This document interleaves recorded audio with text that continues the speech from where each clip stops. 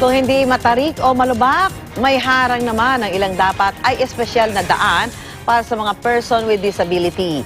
Narito ang unang balita ni Ivan Mayrina. Nag-viral sa social media ang isa umanong PWD ramp ng isang kainan sa Makati City.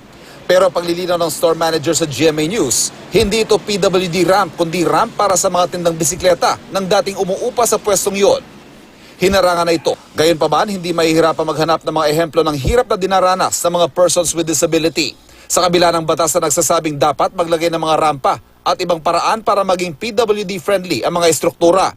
Bilang empleyado ng National Council for Disability Affairs, PWD-friendly siyempre ang gusaling pinapasukan ni Eunice Factor. Pero paglabas ng gusali, agad-agad na makikita ang realidad.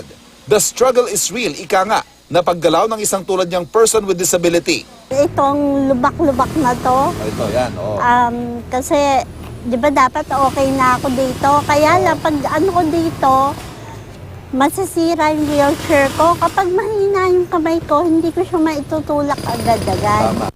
Matapos malampasan ng lubak, tatabi sana si Eunice sa sidewalk kung saan mas ligtas siyang makakausad patungo sa pupuntahan.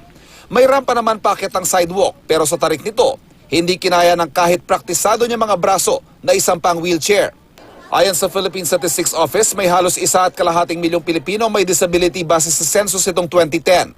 Inaasahang mas mataas ang bilang na ito ngayon, lalo na kung pagbabasehan ng pag-aaral ng World Health Organization na 15% ng populasyon ng mundo ay may disability. Ang sidewalk na ito halimbawa sa North Avenue, Quezon City, may marka na pang PWD, pero paano naman madaraanan kung tinubuan na ng mga halaman? Ang mga sidewalk naman sa maraming kalsada, kundi matarik o malubak, hindi naman nawawalan ng kung ano-ano mga harang. Very poor noon at napaka-dangerous for a person on wheelchair ang ating mga kalsada.